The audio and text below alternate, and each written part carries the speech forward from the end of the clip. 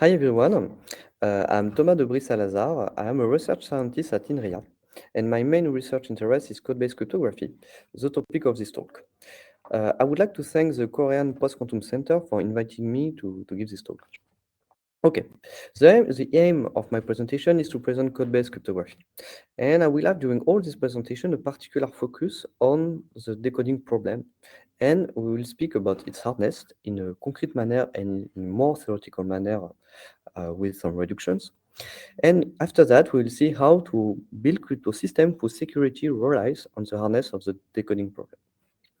So let us start the presentation by our first section about basic definition and properties. Okay, during all this talk, FQ will denote the finite field with Q elements.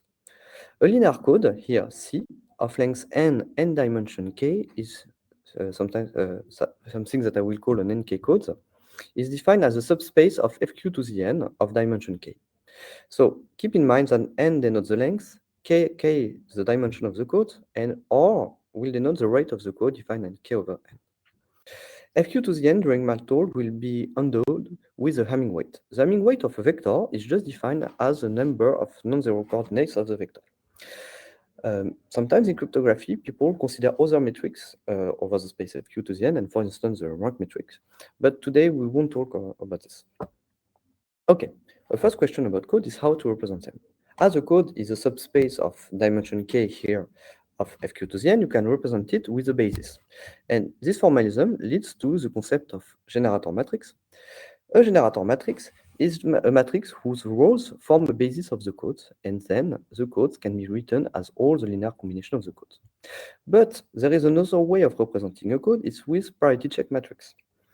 A parity check matrix is in fact a matrix whose rows are a basis of the dual of the code, which explains to you the n minus k rows of my matrix. And as it forms a basis of the dual of the codes, you can write your codes as all the vectors which are orthogonal to all the rows of the matrix H. So it's all two representations. With this in mind, let us give some examples of codes. And here you have three examples which are extremely important in code-based cryptography or in the theory of codes. The first one is a code that is called a Reed-Solomon code, and it is defined as all the evaluation points for the polynomial here over FQ of x of degree smaller than some k. It gives to you a code of dimension k. After that, you have also the UU plus V codes. It is a basic construction starting from two codes, U and V, and you combine them together, and you have a code whose dimension has double. And the last example is the concept of random codes. What we call a random code is, in fact, a code where we pick a basis, a generator matrix of the code, uniformly at random. Or we pick a parity check matrix uniformly at randoms. And we can do this because we work in the finite field FQ, and it leads to the definition of, yes, what is a random code? I pick a basis uniformly at random. Historically, codes were used in telecommunication. Why? Imagine that you would like to transmit k bits over a noisy channel. The basic idea is just to say that I take a code of length n and of dimension k. As it is a linear subspace, you can easily map and invert the k bits that you want to send to n length bits. It means that you have added n minus k bits of redundancy. After that, you send your code word C over a noisy channels, and as the channel puts some noises, it means that some bits of the code words are flipped. And it exactly means that you have after the channels of some C plus E, and your goal is to recover the code word from C plus E. And this problem is called a decoding problem. Okay, historically, as I just said, codes were considered in a telecommunication context. And a fundamental remark by Shannon 70 years ago was to say that, okay, but it's hard to decode from C plus C to recover C or E when the code C has no structure. And it is why, in a telecommunication context, a lot of people gave a lot of structure, presented a lot of rich structure that enable to easily decode. And the idea is that without any structure, the problem is hard, as Shannon said. And in the problem is that, okay, by saying that you have a one-way function. And can we do some cryptography with this one-way function? And yes, in 1978, McEliece introduced a trapdoor for this one-way function. And code-based cryptography relies on the hardness of inverting this function, meaning that the hardness of solving the decoding problem. And more formally, the problem that we consider in code-based cryptography is the problem that I call DP here. In DP, you are given some matrix H, which is a parity check matrix of some codes, and I give you some vector S, a target. And this target is called the syndrome, and it's computed as the matrix H that you multiply by some vector X, which has some weight T. The weight T is here defined as tau over n, where tau is a parameter of the problem. And the goal for solving this problem is to find an error, some vector E of having weight T, which reaches the syndrome according to the parity check matrix H. Okay, so the decoding problem is just solving the decoding problem is solving a linear system, but with a nonlinear constraint. And it is why it is this nonlinear constraint, it's thanks to this nonlinear constraint that the problem is hard to solve. And an important remark about this problem is that according to the parameter, in particular the noise of the vector X when you build your syndrome, according to this noise, you can have one solution, or if the noise is big and between two bonds here, tau to the minus and tau to the plus, you will have an exponential number of solutions. So you have two regimes of parameters, one solution or an exponential number of solutions. And this bond here is called in the code theory the relative Gilbert version of bond. Okay. With this in mind now, I would like just to stress one point, is to say that the decoding problem that I just defined is an average problem. Why? Because look at the input. We said that the input are uniformly distributed over some domain. And it means that when you have some input of the decoding problem, you have a matrix H which is uniform, which means that if you define your code like this, with this parity check matrix, it is exactly a random code.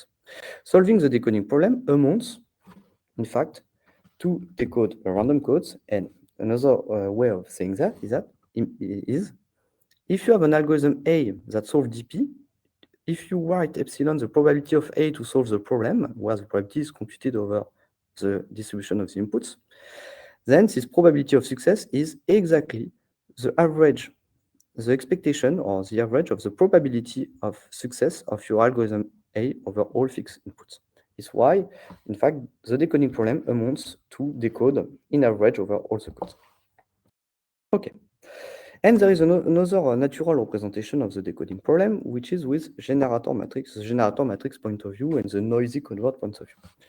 In this representation, you are given a generator, this time a generator matrix of the code, G, and a noisy code word here, where the error is having weight T, and your goal is to find a vector E of weight T, such that your noisy code word Y minus this error belongs to the code. And you can ask, okay, is these two problems are different? No. In fact, if you can solve the problem dp prime here with the noisy code word point of view, if there is an algorithm to do that, then you can easily build an algorithm B, which has roughly the same running time and which solves the decoding problem with the parity check matrix point of view with with the same probability of success up to a negligible factor. It is why, and you can do the reciprocal also. It is why defining the decoding problem with the parity check matrix point of view or the generator matrix point of view is just a matter of taste. Both problems have the same average hardness. Okay, now I would like to also point a relation to another famous problem, which is the learning parity with noise problem. In the LPN problem, it is a problem where you have access to some oracle. And this oracle, you can click on it and it will give to you one samples. But you can query, for instance, n samples to these oracles. And it gives to you, each time you make a query, it gives to you a scalar product between a vector S and a vector A plus an error. And the vector S is a secret that you want to find, and at each query on the oracle, it is the same secret. But each time the vector A is uniformly distributed, and the error is picked according to some Bernoulli distribution with some parameter, let's say.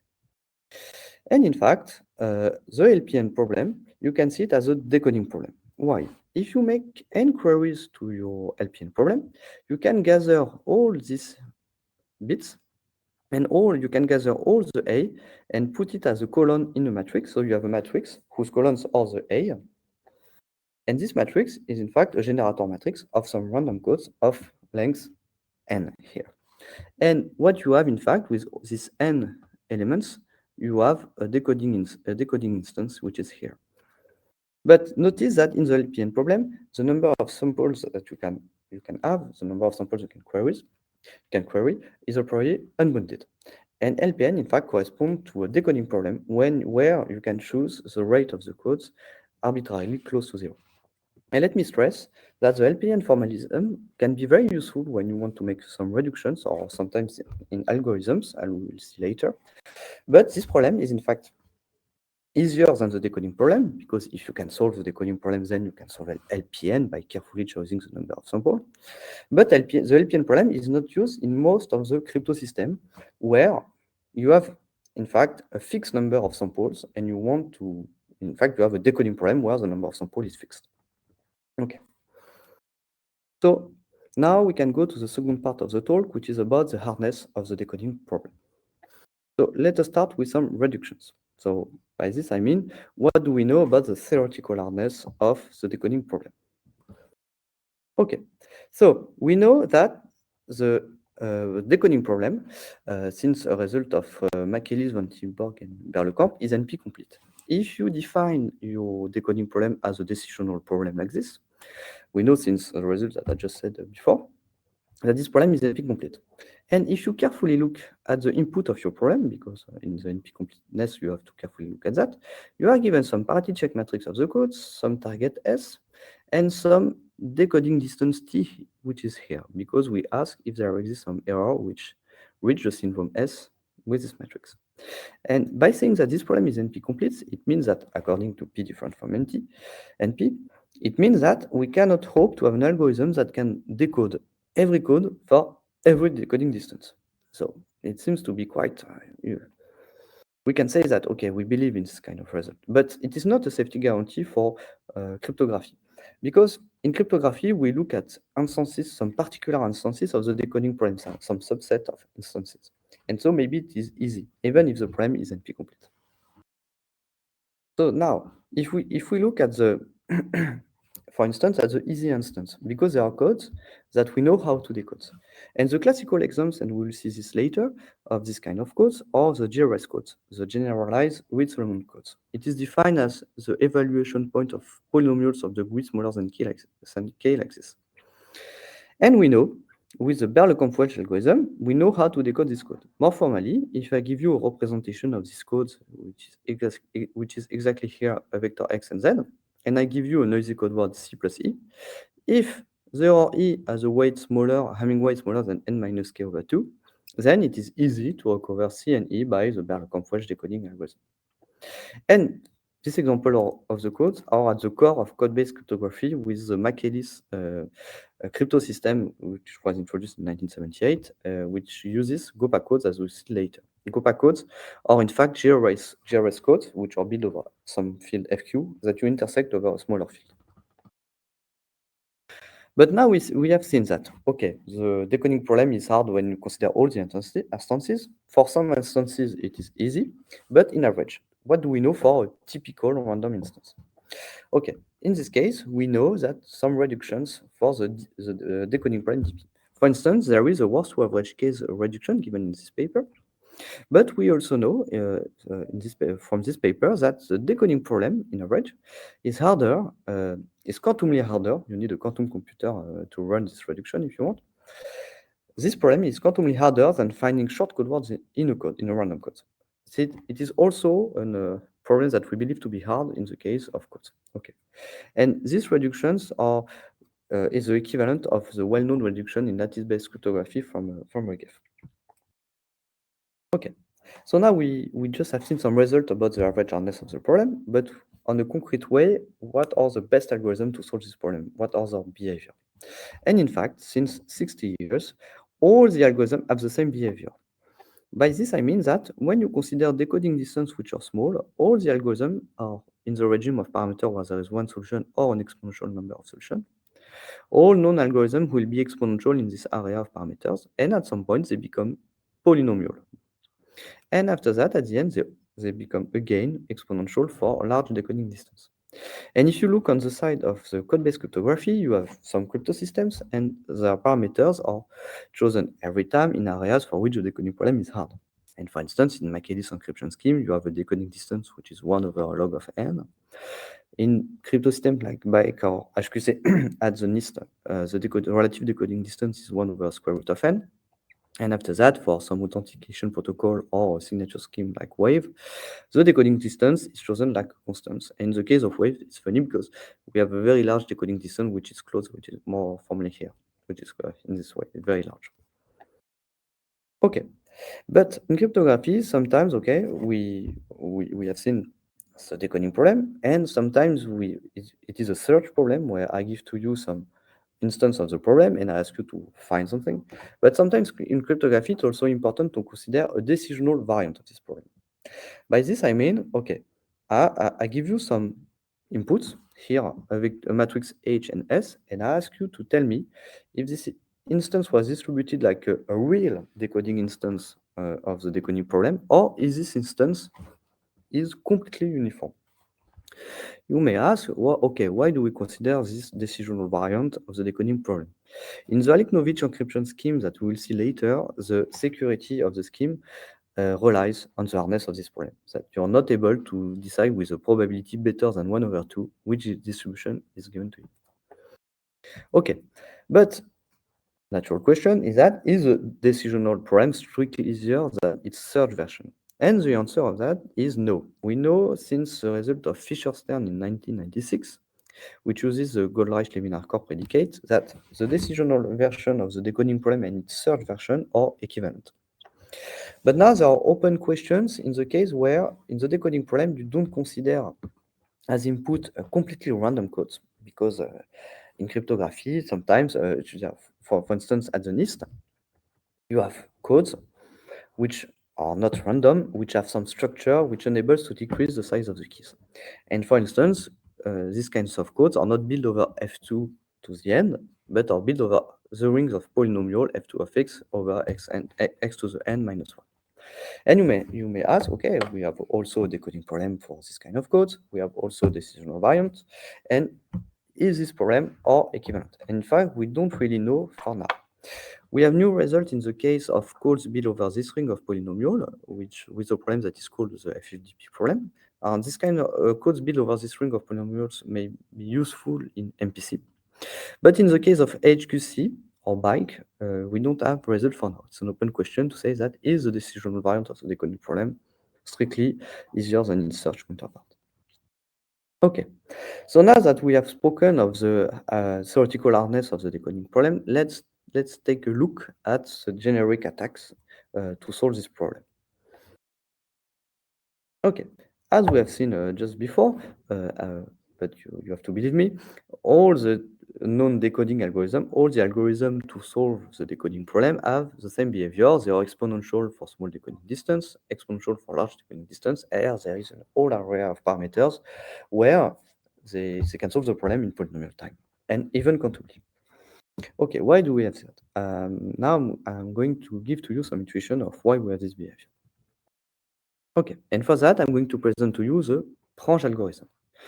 In the Prange algorithm, okay, the idea is as follows. You are given some instance of the decoding problem, so a parity check matrix H and a syndrome S, where the syndrome S is your target, and this syndrome S was computed as H times E, where E is a vector of Hamming weight T.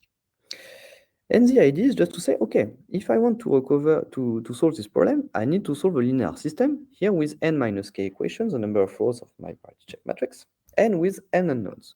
But there is, as we said before, there is a nonlinear constraint. Here, the vector that you are looking for needs to have an Hamming weight which is equal to sub to t. The idea of Prange algorithm is just to say that, okay, if I have n unknowns, I can fix k unknown as I want, And after that, I have to solve a square linear system with n minus k equation, which is with a very good probability invertible. And we compute a solution of this square system, and we hope that at the end we obtain a solution which has a good Hamming weight. It is the idea of the Prange algorithm.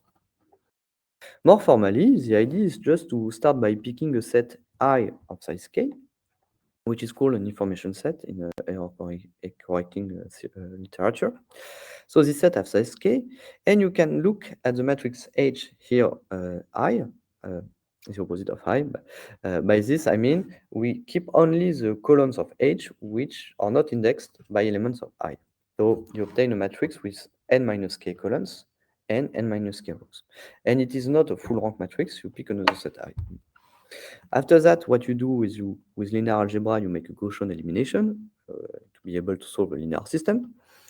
And the idea now, just what the algorithm returns to you is that this vector, which is computed like this, it is in fact your solution of your square system that you want to solve. And on the other part, on I, on the information set, you fix your solution as you want. It is a part where you say that, okay, I have k unknowns that I can fix as I want. And if you can verify that this gives to you a solution of your linear system, but you have to check if it has a good Hamming weight. If not, what you do is that you pick another information set, and you do this again and again until having a good solution. So if you want to have a Routh analysis of what happens for this algorithm, by this I mean what is the complexity of this algorithm. At each iteration, we test if our potential solution has a good Hamming weight. But let's make an approximation for now. Imagine that the target S here is uniformly distributed. It is in the case for many parameters of the decoding problem. So my target S is uniform. So this vector is a uniform vector over fu to the 2n minus k.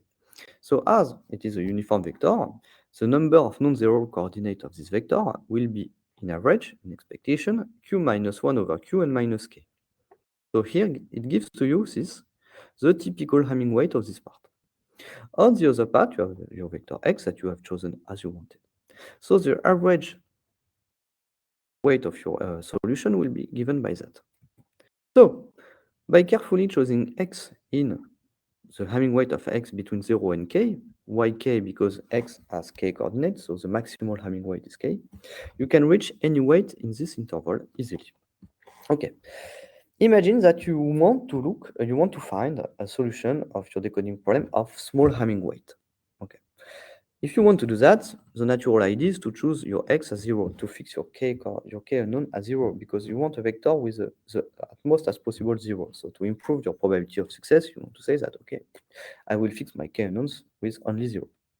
But if you do that, you will obtain, in average, a vector of this weight. And if you want a vector of smaller than this, strictly smaller from a constant, what will happen is that your probability of success will be exponentially small, because on this part here, you have a vector which is uniform. So you have to wait a long time before having a vector of a weight smaller than this. And now, if you want to reach any weight in this interval, you can do it by carefully choosing the Hamming weight of x. But now, if you want to have a weight bigger than this Hamming weight, it's the same thing than for the small weights. You will have to repeat your process an exponential number of times, because the probability that this vector here on this part has a larger weight than this will be exponentially small. So you will have to pick another set I an exponential number of times. So it explains to you why we have, for the decoding problem, an whole area of parameters where the decoding problem is easy, and after that, where it is hard. And surprisingly, after 60 years, all known algorithms have the same behavior. They are polynomial in this area of parameters, and they are exponential outside. Okay. But you can say to me, yeah, but you just have presented the Prange algorithm, which is quite a naive algorithm, or are there better algorithm? And then the answer is yes. And for instance, we have the family of information set decoding algorithm, which are among the best algorithms to solve the decoding problem. And information set decoding algorithm are in fact all an improvement and are all based on the same principles than the Prange algorithm. Recall that in the Prange algorithm, at the first step, we pick a set I uniformly at random, which is called information set. And at each step, we test just one potential solution. And if it is not if it doesn't have the good Hamming weight, we pick another set I. And the idea of ISD, to improve that, is that I don't give the explanation here, but just a rough idea of how it works. It's just to say that at each pick of the information set, instead of computing one solution, one potential solution, I will compute many potential solutions for which I will test if they have the good Hamming weight. And by doing this, you can improve your probability of success, but it gives you an extra cost given by the cost for computing all these solutions, and you can make a lot of trade-off, and by using advanced technique, and you can improve in a great way Prange algorithm by doing that. But recently, a new approach was found to solve the decoding problem, which is competitive with information set decoding algorithm. And here I roughly explain to you about how it works. In this time, it does not rely on solving a linear system by picking a set, which is called an information set. So with this algorithm, we take the point of view of noisy code words. So you are given Y, which is a noisy code word C plus E, where E has some Hamming weight T and C is a code word. So what you do, you first select P, a subset of position of 1 or n, and you consider the set n, which is the set 1 to the n, set minus the set P. And n here stands for noise. And now the idea is to compute, you are given a parity check matrix, a parity checks equation of your code. It is an element h of the dual of the code, and you compute the scalar product y between y and h. And as h belongs to the dual of the code, and by linearity of the scalar product, it will be h c, the scalar product between c and h, and it is equal to 0. And so what you obtain now is the scalar product between the error that you're looking for and h. And now if you decompose your sum, the scalar product as two sum here, as two scalar product over the subset of position p and n. Okay. You can say to me, Jean, but why do we do that? The idea is that by doing this, in fact, what we do is that each time that we have an element parity check equation, a parity check equation H, an element of the dual code, each time we have this, in fact, we have access to some LPN sample, which is here. A and the scalar product between SA and A plus an error, a Bernoulli error E here, and S is the secret that you're looking for. It is the error that you're looking for restricted to the set P.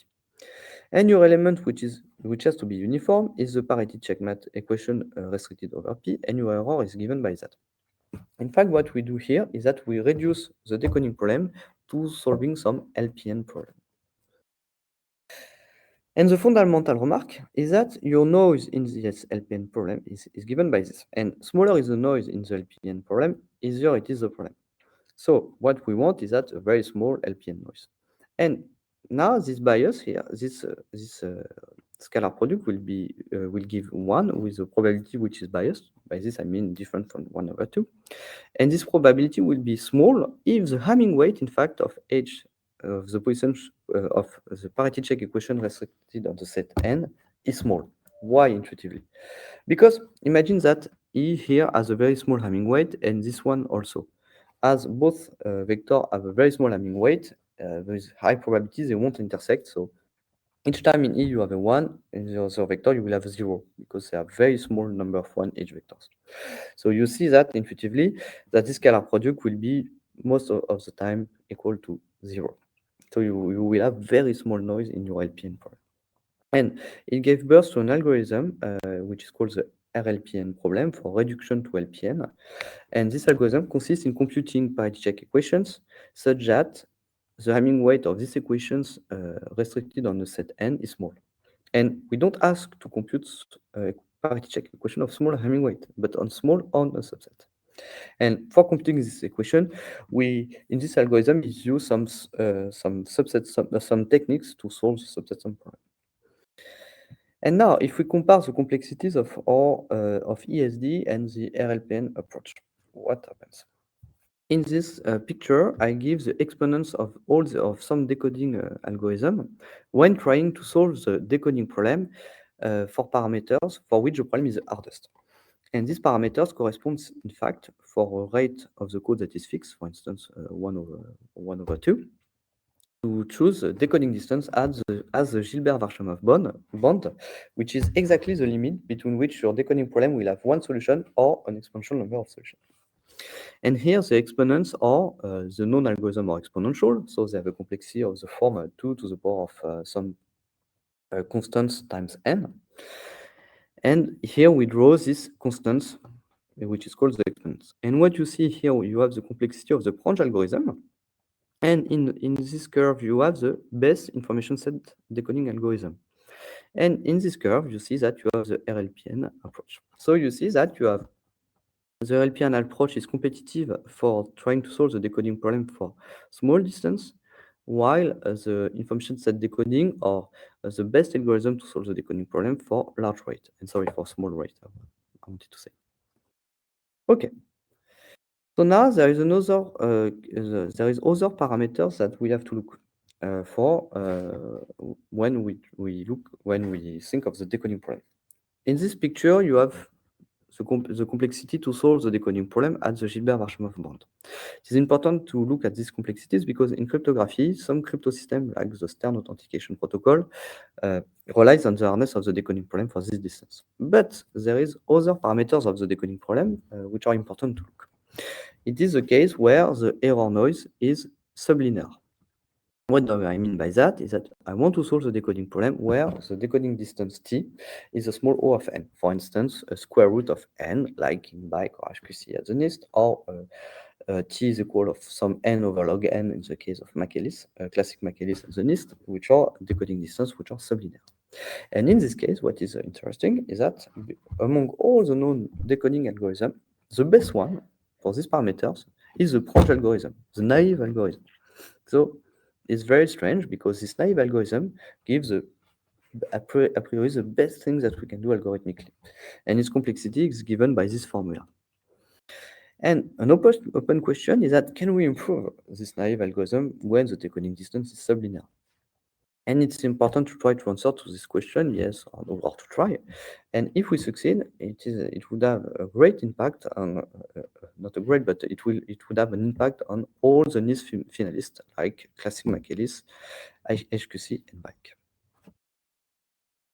So now that we saw the basic definition and properties about codes, we had a look on the hardness of the decoding problem. We saw reductions and generic attack.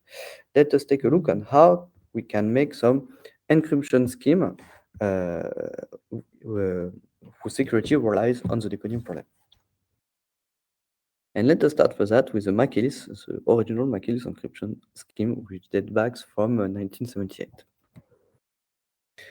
The idea of McEliece encryption scheme is as follows. With some trapdoor algorithm, you are going to generate a public representation of a code, a generator matrix, here KpqC, a decoding distance t, and some trapdoor t. The idea of this trapdoor t is that if you are given a noisy code word, where here you have the public representation of the code, and the trapdoor, it is easy to solve the decoding problem if the error E has a weight smaller than t. So if you have that, your secret key is t, and the public key is the generator matrix of a code, which is public. And now the idea is that if you want to encrypt a message M, you just have to pick uniformly at random an error E of having weight t, and to output this. And now if you want to decrypt with the secret key here, mgpk plus E, you just have to use your trapdoor to recover M. So now, intuitively, the security of the scheme relies on the fact that if you are given that, if you don't have the trapdoor, to solve this problem amounts to solve the decoding problem a priori for random codes. But you have to be careful in the security of McEliece. So in fact, the security of McEliece relies on two assumptions. The first one is the hardness of the decoding problem of a random code, problems that I presented before. And you have a second hypothesis assumption is that you need this assumption for the security is that you cannot distinguish between public representation of your code GPK and a matrix GU which is uniform. So, okay, we believe in the hardness of the decoding problem. There are a lot of work on this, and it is an average problem for random codes. And in McEliece, the important question is that when you instantiate your McEliece encryption scheme with some public code and some associated trapdoors that enables to decode, you have to be careful by saying, okay, if I reveal a public representation of my code, nobody can distinguish it from a random code. And for that, we have to be extremely careful. Because in the history of code-based cryptography, many proposals were made to instantiate McEliece because we know, not a lot, but we know many codes for which we know many codes with a decoding algorithm, for instance, codes that are used in telecommunication, but we have to be careful when instantiating McEliece. For instance, if you can instantiate McEliece with generalized read Solomon codes, because we know a decoding algorithm, which is a Berle-Welch algorithm. Yes. And so here, what you have here, this matrix, this kind of Vandermonde matrix here, it is a generator matrix of your GRSK. So the idea is that now what is the secret key of if I instantiate McEliece with these codes, and what is the public key? The public key will be a public representation of these codes, and for that you won't reveal this basis, because this basis will reveal to you the X and the Z, and if you know the X and the Z, you know how to decode. It is why the secret key is just the knowledge of X and Z. But what you give is that another basis of these codes, and to compute a random basis of your GRS code, you just have to multiply on the left by some matrix S. But associating McEliece with this code has been broken. The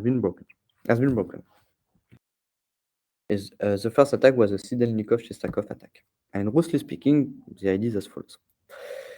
Okay, your public code, if you instantiate McEliece with this code, is the code of dimension k and the GRS code like this. But now, if we look at what we call we define the star product between two codes, and the star product between two sets is just two codes, is that you consider the space that is generated by all the product of your vector when you make the product coordinates by coordinates. So if you look at the square for this multiplication of your GRS codes, you have this. Okay, but here C and D are defined as polynomial evaluation of polynomial of degree smaller than k. So if you look at this, now you will have evaluation of polynomial of degree smaller than 2k minus 1. So in fact, doing this defines the GRS codes of dimension 2k minus 1. Okay, so if we compute these codes, we have the codes of dimension 2k. But now if you take a random code, you can verify that if you compute the square of your random codes, typically, for some parameters, typically the square of your code will be a code of dimension k square. Okay. And here each time the code is the span of all the space. So the idea to attack the instantiation of McEliece with GRS code is just that to say, okay, I take my code, I compute the square, and I look at this dimension. And so, if you instantiate McEliece encryption scheme with a generalized read Solomon codes, each time you will obtain codes of dimension 2k. And it gives to you a way of distinguishing the public code from a random code. And so the scheme is broken. So in McEliece, you have to be very careful. When you instantiate McEliece with some codes, the codes that you make public have to look random. And intuitively, why they have to look random? Because if they look random, you can do nothing except than solving the decoding problem with techniques that are adapted for random codes. By this, I mean that the code has no structures that I can use to help me to decode. And for now, two families are known to be secure. And for instance, the GoBack codes, the original instantiation of McEliece, are known to be secure since now 50 years. So it's a long time it's a very long time. And now we believe that these codes are resistant. But there are also at the NIST, the QC MDPC codes in the bike instantiation. So now I will present the Alekhnovich encryption scheme. It's another way of making encryption schemes with codes. As the idea of Alekhnovich in this time is that it's not to use the codes for which I know an associated decoding algorithm. So the public key will be only a code C, which is random, and some noisy code word C plus A. Okay, so it's my public key, and the E has a weight which is small in front of N. And the secret key is the knowledge of A. Now the idea to encrypt a bit is that if you want to encrypt one, you will compute a uniform vector. And now if you want to encrypt 0, what you do is that you compute CPerp here, which is an element which belongs to the dual of the span of the code C and C. The span is a linear space generated by this, of the code C and C plus C. You can do this because this information is public. Now you send this encryption, and if you want to decrypt, what you do is that you compute a scalar product between the encryption that you have received and E. And this procedure is correct and it relies on the following fact. If you look at the scalar product between E and the encryption of 0, you see that E and C, and the C perp plus E prime, this scalar product here will be equal to 0 with high probability. And it is equal to E, the scalar product between E and E prime. Why? Because the scalar product between E and C span here is equal to 0. Why? Because E belongs to the span of this code, to the span, so the C span, sorry, and C pair belong to the dual of this space. So these elements are orthogonal. And now E and E prime have very small Hamming weight, so they don't have 1 and 0, 1 in common with high probability, so they are equal to 0. It's here. And now in the case of the encryption of 1, if you make the scalar product, as you have a uniform string, the output of your scalar product will be a uniform bit, so it will be 0 with probability 1/2. So the idea of the scheme is just to repeat this technique small number of times. You compute your scalar product and you choose with a majority voting which bit was encrypted. Okay, but now the security of the Alekhnovich scheme relies on the fact that from a public key, it's hard to recover the secret key here, which is E. And in that case, as my code C is random, it means to solve the decoding problem. And loosely speaking, the message security amounts to distinguish between a noisy code word C pair plus E prime and a uniform string. And this exactly corresponds to the decisional variants of the decoding problem. But we know that the decisional variant of this decoding problem has the same hardness as the original decoding problem. So the security of McEliece encryption scheme relies on the hardness of the decoding problem. But you have to be careful in choosing the parameter in Alekhnovich. Why? Because if you look at the weight of the error E and here and E prime, in fact, the weight of this error will give to you your security. And for the scheme to work, we need to have the product of the Hamming weight, which is smaller than n. So it's a product here. And so the optimal choice of parameter will be square root of n, because it will give the same hardness of both decoding problems. So, but now we know that best algorithm to solve the decoding problem have a complexity which is 2 to some square root of n for some constants. So you have to remark that now it means that the length of the code that we consider here n has to be that chosen as lambda square, where lambda is your security parameter. But now your public key, which is a code and noisy code words, a code you represented with a matrix, your public key will have size n square, which will give to you security which scales as lambda to the power of 4. So the scheme is not efficient. And to improve the efficiency, many things were introduced. And for instance, not to consider random codes over f2 to the n or fq to the n, but codes over a ring of polynomial, etc. It's, for instance, the case of KpqC in the NIST, which is an Alekhnovich-like encryption scheme. And you have also the McEliece-like encryption scheme with classic McEliece, which use at the NIST, which use GOPA codes, associating the scheme with GOPA codes, but also Bike, which uses QC MDPC codes. So now let us finish the talk by a short overview of our signature scheme. And first, let us begin about what we know with hash sign. So I recall to you that a hash sign signature is that I give to you a hash function, a function f, which is a trapdoor one-way function. It is a function for which it is easy to compute an image, but hard to compute an inverse, except that if you have a trapdoor. And now the idea to sign a message is that when you sign, you have the secret key, so you have the trapdoor, and so you compute an inverse of the hash of the message. Yes, and gives to you the signature. And now to verify the signature, you just have to verify if f of the sigma, your signature, is equal to the hash of the message. Okay, the first hash sign signature that we have known with codes was the CFS signature from Courtois, Finias, and Sandry. And the idea was to use GOPA codes. So you are given a parity check matrix of some GOPA codes, and these codes, you know how to decode them up to the distance n minus k over over log n. So if you consider this one-way function, it is a trapdoor one-way function. Why? Because it's easy to compute it. And now to decode it, to inverse it, sorry, you have to decode the GOPA code. And to do this, you have to know the structure of the GOPA codes. And if you don't know this structure, you cannot inverse this function. So it gives to you a trapdoor one-way function. But now recall that when you want to compute a signature, you need to compute an inverse for a random element of the image space of the function. So you need to be able to inverse this function for all for almost of all elements of f2 to n minus k. But for that, a necessary condition is that the size of the space on the left is roughly the size of the space on the right. And so as you see, you have this condition. And this condition exactly means that k, the dimension of your GOPA code, has to be close to n. And in fact, if you want to increase the size of this space when comparing to this space, the size of this space, you have to increase k. And if you do that, you will intuitively decrease your time to sign, because with higher probability, your element will be invertible. So you won't have to hash again the message to inverse once again the function.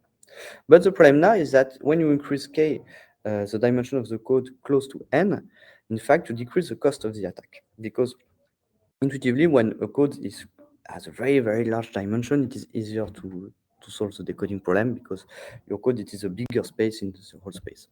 So it's why in the CFS signature scheme, we have a very poor scaling of parameters. And for instance, we have gigabytes of keys and several seconds to sign for 128 bits of security. And now we also know a second solution with a signature that is called wave. And in this signature, we change, in fact, a little bit the paradigm. Because in CFS, we use codes that we know to decode. And when I say that I can decode something, it is very strong, in fact.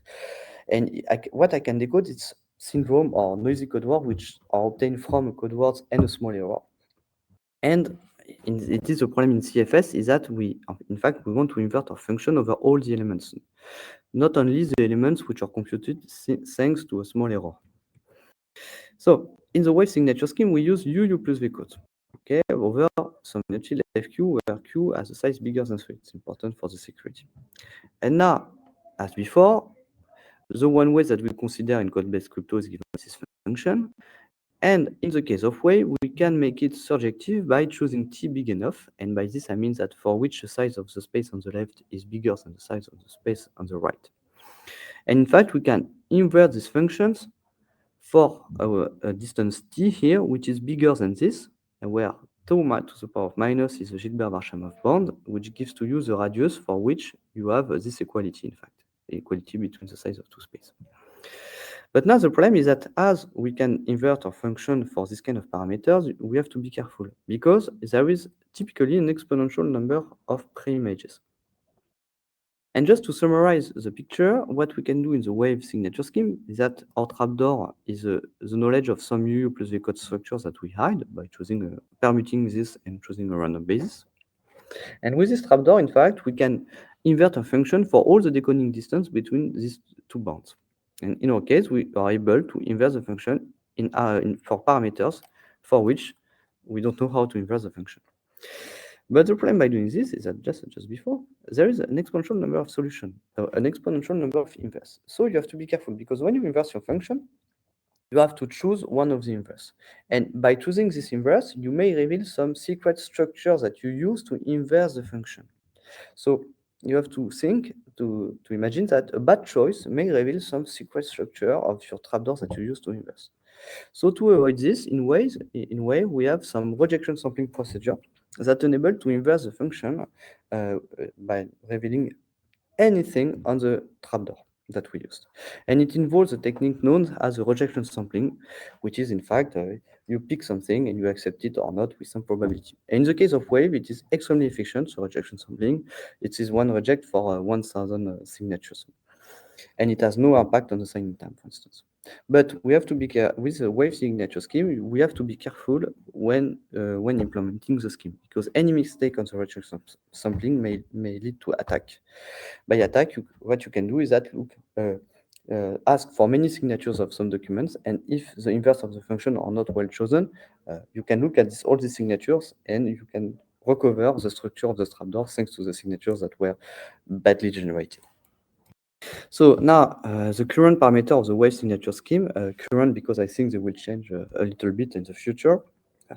But you have, in fact, public key which are which are huge, which are big, which public key at size 3 megabytes.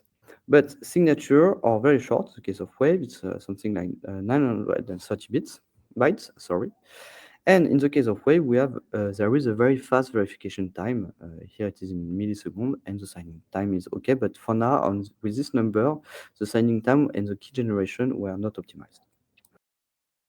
And so now to conclude quickly the talk, there is other way of making signature scheme with codes.